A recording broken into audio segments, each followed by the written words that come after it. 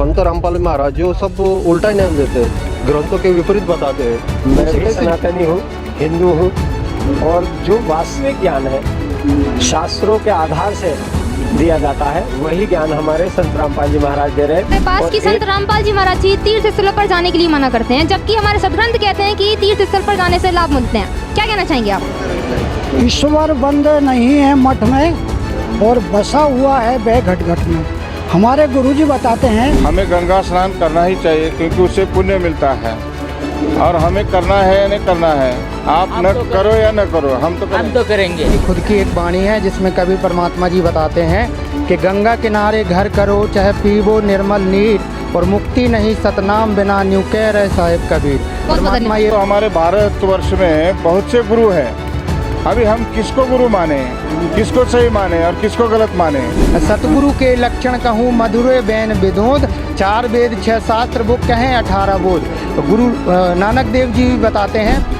दोस्तों, आपने ऐसे बहुत से लोगों को देखा होगा जो संत रामपाल जी महाराज के नियम और मर्यादाओं का विरोध करते रहते हैं। कोई कहता है कि संत रामपाल जी महाराज तो सदग्रंथों के विपरीत ज्ञान बताते हैं, तो कोई कहता है कि संत रामपाल जी महाराज हमारी चली आ रही परंपराओं को करने से रोकते हैं। जी हाँ दोस्तों, कुछ ऐसा ही हुआ जब कुछ हिंदू धर्म के लोगों की संत रामपाल जी महाराज के शिष्यों से इन्हीं सब बातों को लेकर बहस छिड़ गई। फिर क्या हुआ, आखिर क्या जवाब दिया संत रामपाल जी महाराज के शिष्यों ने, आइए देखते हैं इस वीडियो में। आज हम चर्चा करने वाले हैं सनातन धर्म को लेकर, क्योंकि समाज में व्याप्त है कुछ अफवाहें, क्योंकि उन लोगों का मानना है कि संत रामपाल जी महाराज जी सनातन धर्म का विरोध करते हैं, जबकि संत रामपाल जी महाराज जी के जो फॉलोवर्स हैं वो ये कहते हैं कि संत रामपाल जी महाराज जी हिंदू धर्म का, सनातन धर्म का पुनरुत्थान कर रहे हैं। आइए हम जनता की राय जानते हैं कि वो क्या कहना चाहते हैं इसके बारे में। नमस्कार सर। नमस्कार सर, क्या नाम है आपका?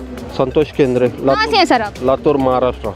सर, आप क्या कहना चाहेंगे संत रामपाल जी महाराज जी के बारे में, क्योंकि लोगों का मानना है कि संत रामपाल जी महाराज जी हिंदू विरोधी हैं, जबकि उनके शिष्य कहते हैं कि वो पुनरुत्थान कर रहे हैं हिंदू धर्म का। ये संत रामपाल महाराज जो सब उल्टा ज्ञान देते हैं, ग्रंथों के विपरीत बताते हैं, उनसे कैसे जुड़े हम? तो सर, जो ये भाई हैं, सर हैं, उनका मानना है कि जो संत रामपाल जी महाराज जी हैं वो उल्टा ज्ञान दे रहे हैं। तो आप क्या कहना चाहेंगे, क्या सही में संत रामपाल जी महाराज जी हिंदू धर्म विरोधी हैं? नहीं, वो सनातन धर्म को ही मानते हैं। मैं भी सनातनी हूँ, हिंदू हूँ, और जो वास्तविक ज्ञान है शास्त्रों के आधार से दिया जाता है वही ज्ञान हमारे संत रामपाल जी महाराज दे रहे हैं। और एक बार सबसे पहले उनका ज्ञान सुने, समझे, इसके पश्चात आए, वो बराबर आपको समझ में आएगा कि ये किस टाइप का ज्ञान।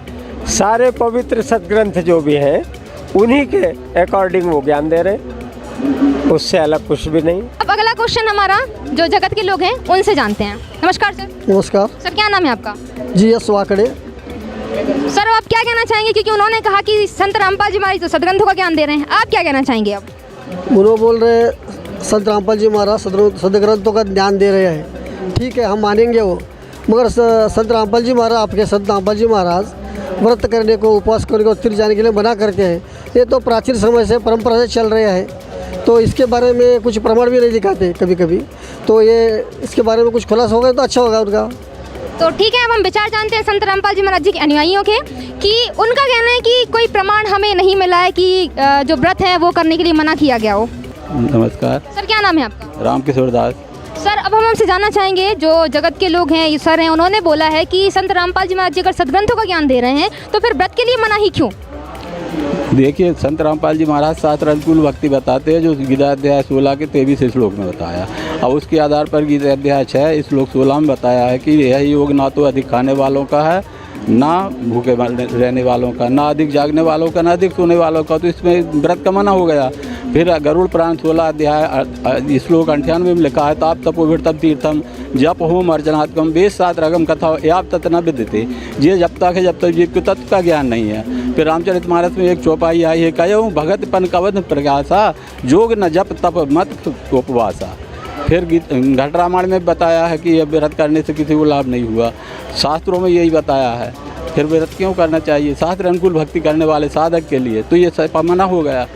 मतलब आप कहना चाहते हैं कि व्रत करने के लिए हमारे सभी सदग्रंथों में मना किया हुआ है? जी, मैं नहीं कहना चाहता, गुरुजी बताते हैं सदग्रंथों में मना लिखा है। जी सर, बहुत बहुत नमस्कार सर। नमस्कार सर, क्या नाम है आपका? गणेश, लातूर महाराष्ट्र।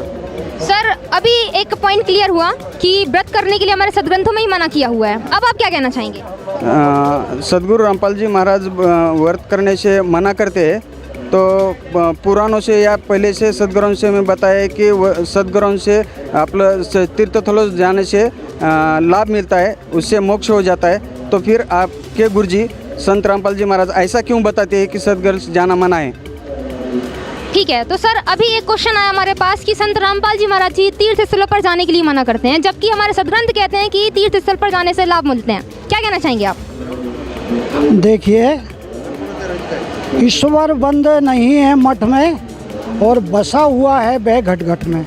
हमारे गुरुजी बताते हैं कि संत रामपाल जी बताते हैं कि 13वें अध्याय में, हम फिक्स तो नहीं बता सकता, कि परमात्मा विशेष रूप से हृदय में स्थापित है।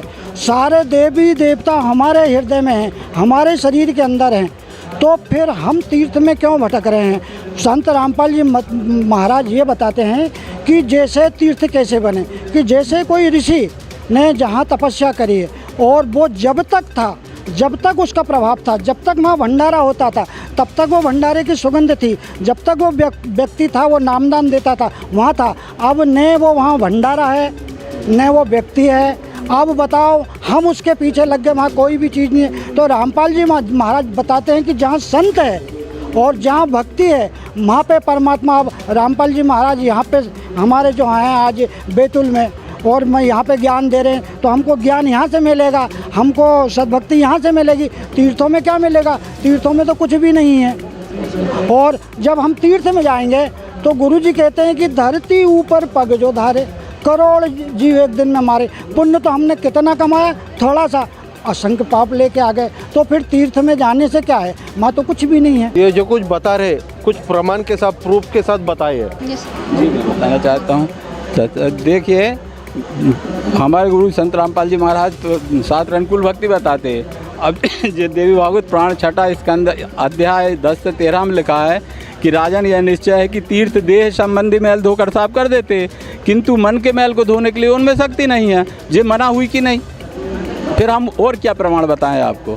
देखिए, हमारे गुरुजी जो संत रामपाल जी महाराज हैं, वो तो पहली बात एक ही प्रमाण सहित बात करते हैं। मतलब हमारे गुरुजी संत रामपाल जी महाराज जो है ना, एकदम प्रमाण सहित बात करते हैं। हमारे गुरुजी बताते हैं इस वाणी के माध्यम से कि जो 68 तीर्थों का फल है ना, वो हमारे गुरुजी के चरणों में ही मिल सकता है हमारे लिए। अगर हमारे गुरुजी जो भक्ति साधना बताते हैं, उस भक्ति साधना के अकॉर्डिंग हम भक्ति करें, ठीक है ना, तो जो तीर्थों पर जाने का जो फल होता है वो हमें हमारे गुरुजी के चरणों में मिल सकता है। सेकंड, इसका एक और बार जो हम तीर्थों पर जाते हैं, भाई हम गंगा स्नान भी करते हैं, हम इधर से कोसों दूर चल के भी जाते हैं, तो हम इस समय भी कई जीवों की हत्या कर देते हैं, जो कि हम वहाँ बहुत बड़ा पाप करते हैं। ठीक है, तो हमारे गुरुजी ने इस चीज़ का प्रमाण भी दे रखा है। जैसे आप सभी ने वो जो है रामानंद सागा जो है रामायण आपने टीवी में देखी होगी, तो उसमें जो है हमने भी देखी थी। उसमें जब हनुमान जी जब भरत जी से मिल करके वो पहाड़ उठा करके जाते संजीवनी बटी लेकर के, तो उन्होंने हनुमान जी ने एक वाणी बोली थी कि गंगा बड़ी ना गोदावरी ना तीर्थ बड़े प्रयाग, और सकल तीर्थ का पुण्य वहीं जहाँ हृदय राम का वास। इसका अर्थ हमने जो हमारी मर्जी से निकालना चाहा कि जहाँ पे आपके हृदय में यदि भगवान है तो आपको किसी तीर्थ करने की ज़रूरत नहीं है। जैसे कहीं भंडारा हो रहा है, तो वहाँ जब भंडारा चल रहा होता है तब वहाँ जाओगे तो उसका लाभ मिलेगा। यदि भंडारा होने के बाद उसके पश्चात आप जाओगे तो वहाँ तो भट्टी मिलेगी, भंडारे का प्रसाद नहीं मिलेगा। तो इसलिए जैसे संत रामपाल जी महाराज जी हमारे अभी मौजूदा जो हैं हिसार जेल धाम में, तो हमारे लिए वो एक धाम है, वही हमारे लिए तीर्थ है, ना कि दुनिया के जो बाकी जो तीर्थ हैं वो तो एक केवल यादगारें रह जाती। जी सर, बहुत बहुत हमें गंगा स्नान करना ही चाहिए, क्योंकि उससे पुण्य मिलता है, और हमें करना है या नहीं करना है। आप न करो या न करो, हम तो करेंगे। मतलब गंगा स्नान आपको करना ही करना है, कोई करे और ना करे। सर, आप लोग क्या कहना चाहेंगे? इसमें एक बड़ी बात ये है, परमात्मा पहले तो एक बात बताते हैं कि नहाए धोए क्या भला जो मन मेल न जाए, और मीन सदा जल में रहे धोए वास न जाए। परमात्मा की ये वाणी है। अब हम अगर गंगा स्नान करने गए तो केवल काया को धोए, मन को हमने साफ नहीं किया है। इसलिए हमारे गुरुजी कहते हैं कि गंगा स्नान से कोई लाभ नहीं है, घर पे ही नहाओ और स्वस्थ रहो और भक्ति करो, ठीक है ना। इसके बाद में परमात्मा कहते हैं कि अगर गंगा स्नान से हमको लाभ मिलता है तो उसमें रहने वाले अनेक जीव जंतु जो हैं अब तक कभी के मोक्ष को प्राप्त हो जाते, ठीक है ना। अब जब वो मोक्ष को प्राप्त नहीं हो तो हमारे को नहाने से क्या लाभ मिलेगा, इसलिए हमारे गुरुजी उसको मना करते हैं। ठीक। और गुरुजी एक चीज़ और बताते हैं कबीर परमात्मा की खुद की एक वाणी है जिसमें कबीर परमात्मा जी बताते हैं कि गंगा किनारे घर करो चाहे पीबो निर्मल नीर और मुक्ति नहीं सतनाम बिना न्यू कह रहे साहिब कबीर। परमात्मा ये बताते हैं कि सतनाम के बिना मुक्ति नहीं हो सकती है। बहन जी आप भाई साहब से पूछिए कि क्या आप कबीर साहब को मानते हैं, पूछिए थोड़ा पूछिए। सर आप बताइए कि आप कबीर साहब को मानते हैं?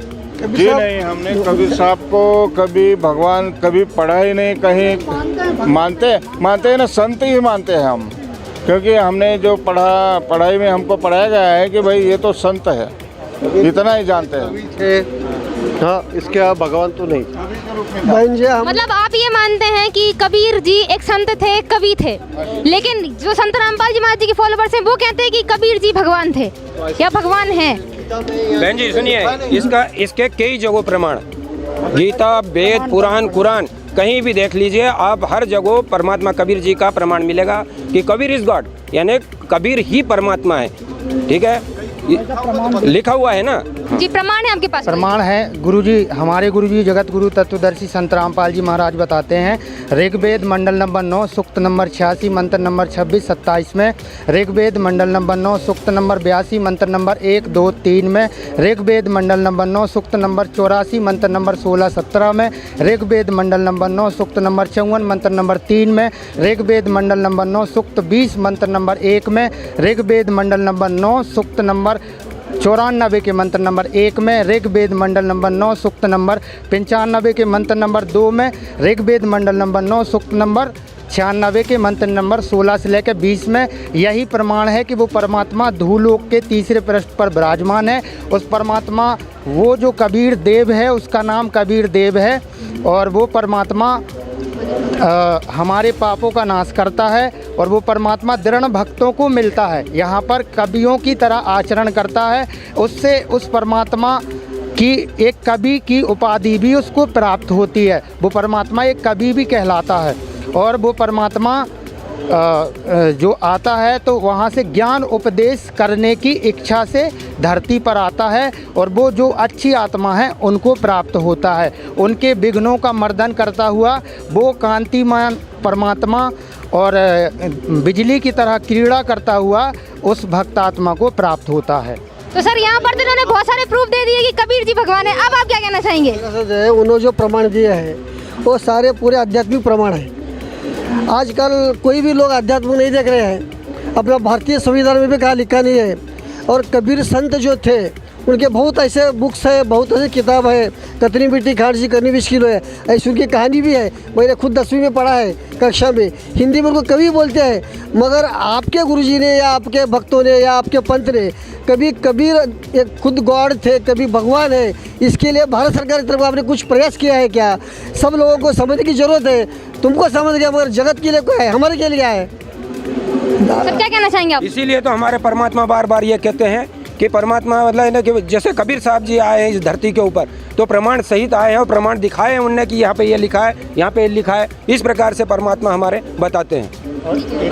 एक चीज़ और है, वेदों में यहाँ तक की प्रमाण है कि कबीर परमात्मा ने ऋग्वेद मंडल नंबर 9 सूक्त नंबर 1 के मंत्र नंबर 8 और 9 में ये प्रमाण है कि वह परमात्मा जब परमात्मा यहाँ धराधाम पर आता है वो शिशु रूप में एक कमल के फूल पर प्रकट होता है। उनका कभी भी माता से जन्म नहीं होता, और उनकी परवरिश की लीला कुंवारी गायों के दूध से होती है। कुंवारी गाय कभी दूध नहीं देती, लेकिन कबीर परमात्मा जी के लिए वो कुंवारी गाय दूध देती है, और ऐसी लीला जो करता है वो परमात्मा होता है। ये वेद गवाही देते हैं। तो ऐसी लीला की किसने है? ये ऐसी लीला जो की है परमात्मा कबीर जी ने की है, जो कि उनके कबीर सागर में इसका प्रमाण है। और संत गरीबदास जी महाराज जी ने भी इस सदग्रंथ साहिब में अपनी वाणियों में इसका प्रमाण दिया है। भगवान राम ने बताया है अपने भाई छोटे लक्ष्मण को कि ज्ञान मान जाऊँ एकौ नाही, ब्रह्म समान समझऊँ सब माही, तात सुखइये परम विरागी, 24 सिद्धि 3 गुण चाहिए। इसका अर्थ होता है कि उस तत्वदर्शी संत की पहचान बताई उन्होंने कि जो मान सम्मान का भूखा नहीं हो, उसको सारी पृथ्वी के सारे 6 7 18 पुराण 4 वेद सभी का ज्ञान हो, और सभी धर्मों का ज्ञान हो, और ब्रह्मा विष्णु महेश, रजगुण ब्रह्मा तमगुण शिव जी सद्गुण विष्णु जी। तुलसीदास जी महाराज ने यहाँ इशारे में कहा है कि इन भगवानों की भक्ति विधि पुरानी विधि छुड़वा के नई विधि से जुड़वा दें। तो हमारे संत रामपाल जी महाराज वो पुरानी विधि हमारी छुड़वा के और हमको अब सनातनी बनाया है कि ये है सनातन। और हम कट्टर सनातनी हम बने, अब पहले नहीं थे, अब बने शास्त्र विधि करके। और जगत वाले ये कहते हैं कि मतलब ब्रह्मा विष्णु महेश की भक्ति छुड़वाते हैं, तो ऐसा नहीं है मेरे भाई। सबसे ज़्यादा बात यह है कि परमात्मा हमारे संत रामपाल जी महाराज ये बताते हैं कि ब्रह्मा विष्णु महेश का जो मूल मंत्र है, मूल नाम है, उसकी भक्ति करो जब वो प्रार्थना सुनते हैं, क्योंकि पूजा पाठ में कोई लाभ नहीं है। जिस प्रकार परमात्मा ने उदाहरण दिया है कि विद्युत विभाग के ऑफिस की अगर जी फोटो ला के घर में लगाई जाए और उस फोटो की पूजा पाठ नित्य किया जाए, चंदन लगाया जाए, अबीर गुलाल से उसको सिंगारा जाए, इसके बाद में और उससे ये मांग की जाए कि भाई मेरे यहाँ की बिजली निरंतर जलती रहे, तो क्या ऐसा संभव है मेरे भाई? बताइए आप। ऐसा कभी संभव नहीं हो सकता। क्यों नहीं हो सकता? क्योंकि अगर यदि हम उस बिजली का बिल नहीं भरेंगे, यानी उसका मूल नाम जो है उसका जाप नहीं करेंगे, जैसे हमारे परमात्मा बताते हैं कि देवी देवताओं के मूल मंत्र का जाप कीजिए, इसी प्रकार से बिजली विभाग का जो मूल मंत्र है वो पैसा है, और पैसा डालेंगे तो बिजली हमारी सुचारू रूप से चलेगी, वैसे नहीं चल पाएगी। तो हमारे परमात्मा ने, हमारे सदगुरु रामपाल जी महाराज ने किसी की भक्ति नहीं छुड़वाई है, न कोई ब्रह्मा विष्णु महेश की। सर्वप्रथम तो उन्हीं का जाप दिया है कि उन्हीं का जाप करो तो हमारा यहाँ से ऋण उतरेगा, और ऋण उतार के ही हम सतलोक गमन कर पाएंगे।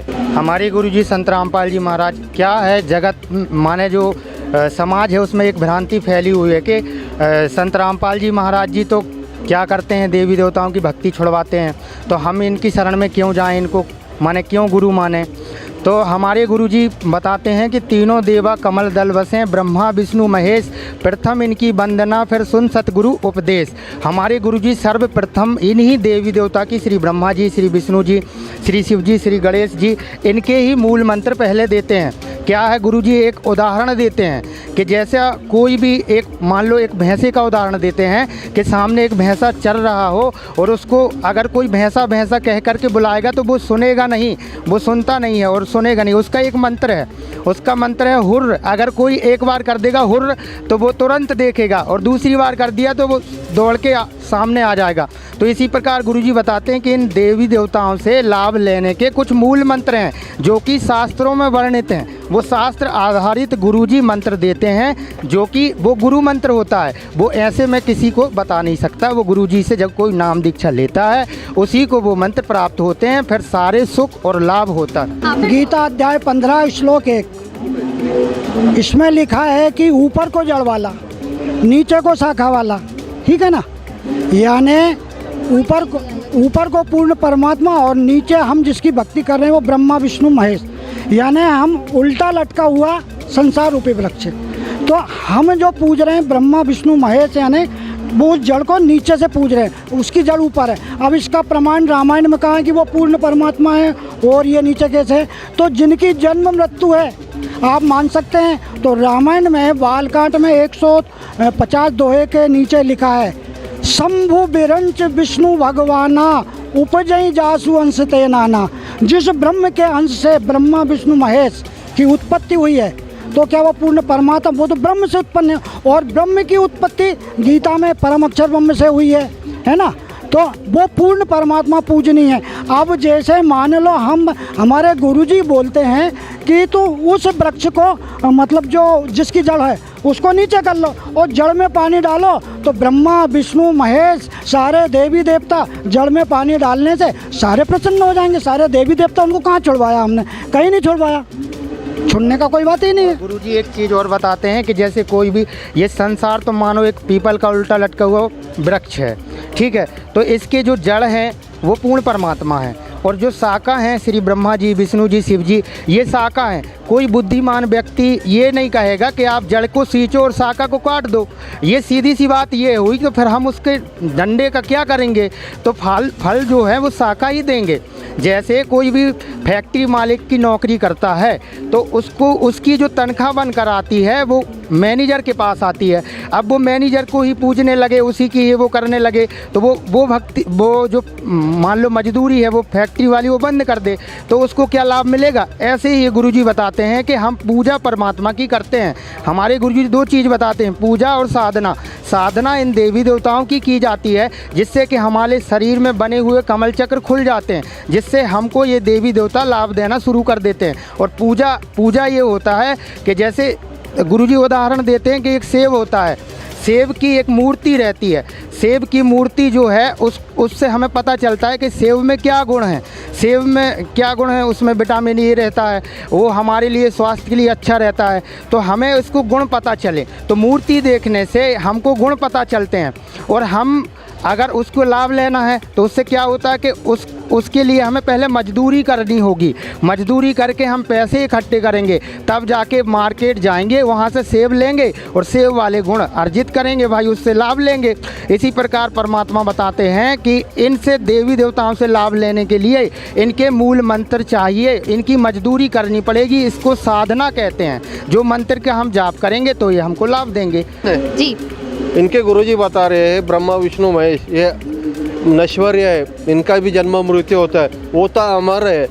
पुरानो इतने सालों से बता रहे हैं, सब गुरुजी बता रहे हैं, तो आज अमर है उनको कैसे इन्हें इतना झूठ कैसे बोलते हैं, उनका भी मृत्यु पर होता है, तो प्रमाण बताओ इनका। मैं बताता हूँ इसका प्रमाण। कोई भी टीवी चैनल पे अपना पैसा खर्च नहीं करेगा। आज संत रामपाल जी महाराज ने 4-6 चैनलों पर अपना सत्संग चला रखा, उनमें प्रूफ के साथ बताते हैं हमारे संत रामपाल जी महाराज। कहते हैं देवी भागवत पुराण स्कंद नंबर 3 पृष्ठ नंबर 123 खोलिए, वहाँ उनने विष्णु भगवान ने बोला कि माता तुम शुद्ध स्वरूपा हो, जगत जननी हो, तुम्हारे से हमारा आविर्भाव होता है, तिरोभाव होता है। यानी आविर्भाव मतलब जन्म और तिरोभाव मतलब मृत्यु होती है। तुम ही शुद्ध स्वरूपा हो, जगत जननी हो, और तुम्हारे से हम तीनों उद्भासित हैं, रजगुण ब्रह्मा, तमगुण शिव जी और सद्गुण विष्णु जी। हमारा जन्म मृत्यु खुद भगवान स्वीकार कर रहे, तो ये कैसे नहीं मान रहा। करके बताया टीवी पे, साधना चैनल पर देखिए, पापकान चैनल पर, ब्रह्म चैनल पर, सारे चैनलों पर देखिए कि प्रूफ के साथ हमारे गुरुजी बता रहे हैं कि नहीं। हमारे गुरुजी झूठ बात एक भी नहीं बोलते, सारे प्रमाणों के साथ एक एक बात बोलते हैं। जी सर, बहुत बहुत धन्यवाद। एक चीज़ और, श्रीमद् भगवत गीता के अंदर भी इनकी जन्म मृत्यु बताई गई है। श्रीमद् भगवत गीता अध्याय नंबर 4 के श्लोक नंबर 5 में गीता ज्ञानदाता भगवान कहते हैं कि अर्जुन तेरे और मेरे बहुत से जन्म हो चुके हैं, उन सबको तू नहीं जानता लेकिन मैं जानता हूँ। इससे भी ये सिद्ध होता है कि इनकी जन्म मृत्यु होती है। और एक और प्रमाण गुरुजी बताते हैं, गीता जी अध्याय नंबर 14 के श्लोक नंबर 3, 4, 5 में सृष्टि रचना का प्रमाण है, जिसमें देवी जी श्री मतलब जो दुर्गा जी है, उसमें देवी भागवत महापुराण 3रा स्कंद पृष्ठ नंबर 123 पर भी गुरुजी ने जो बताया है कि जो विष्णु जी स्वीकार करते हैं कि हे माता तुम शुद्ध स्वरूपा हो, सारा संसार तुम ही से उद्भासित हो रहा है। मैं माने विष्णु जी, ब्रह्मा जी और शिव जी आपकी कृपा से विद्यमान है। हमारा आविर्भाव माने जन्म और तिरोभाव माने मृत्यु हुआ करता है। तुम प्रकृति देवी हो, सनातनी देवी हो, त्रिदेव जननी हो। ये सारे कंसेप्ट इसमें क्लियर कर दिए, विष्णु जी ने बता दिया है। तो देवी दुर्गा जी को प्रकृति भी कहते हैं, और यही 3 गुण हैं, रजगुण ब्रह्मा, सतगुण विष्णु, तमगुण शिव जी। तो जिससे ये सिद्ध होता है कि प्रकृति देवी दुर्गा जी को कहते हैं। तो गीता जी अध्याय नंबर 14 के श्लोक नंबर 3, 4, 5 में प्रकृति से उत्पन्न तीनों गुण माने रजगुण ब्रह्मा, सतगुण विष्णु, ये तीनों प्रकृति से उत्पन्न है, यानी दुर्गा जी इनकी माता है।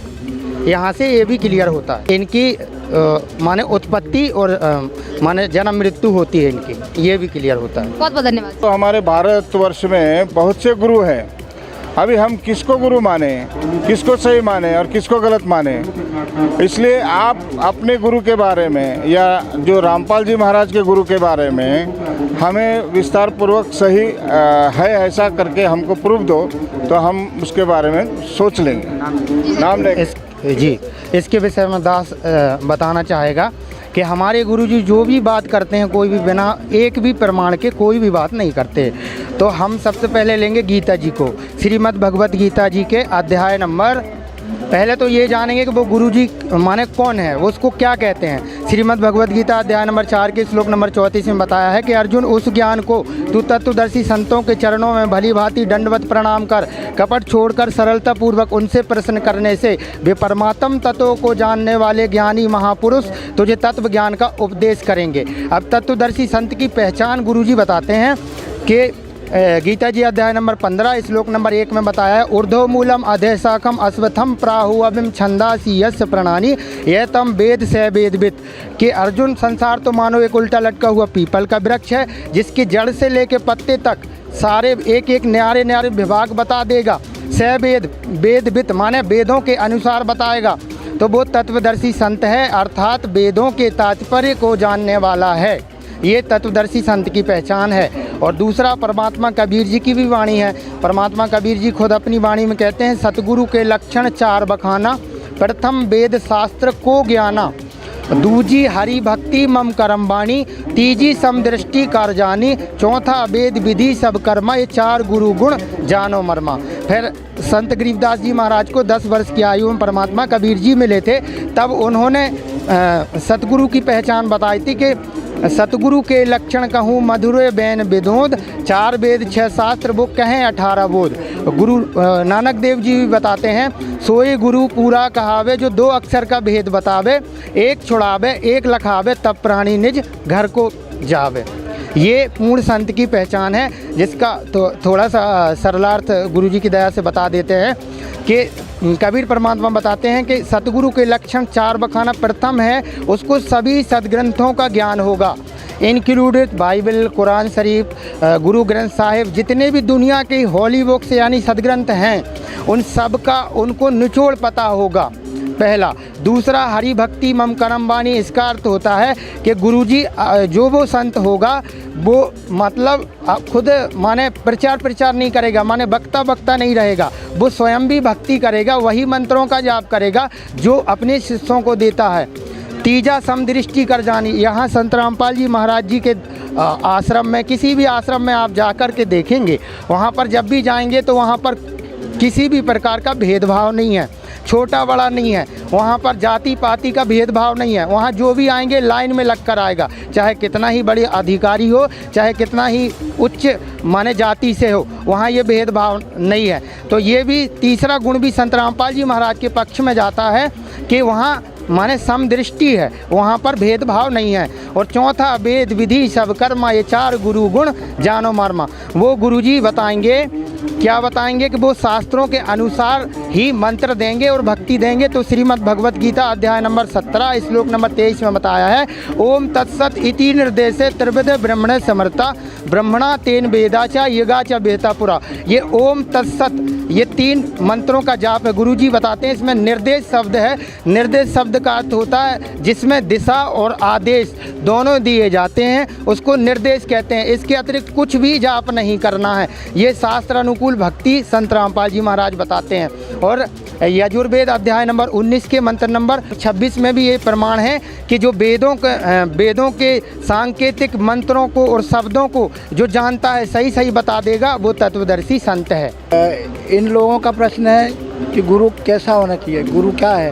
तो सरल सी भाषा में एक रामायण की वो है दोहा, जहीं सुमरत सिद्ध हो, जहाँ से रामायण शुरू होती है, उसका आखिरी वाला सोठ है, बंदहु गुरुपद कंज कृपा सिंधु न रूप हरि, महामोह तम पुंज जासु वचन रवि करनी करें।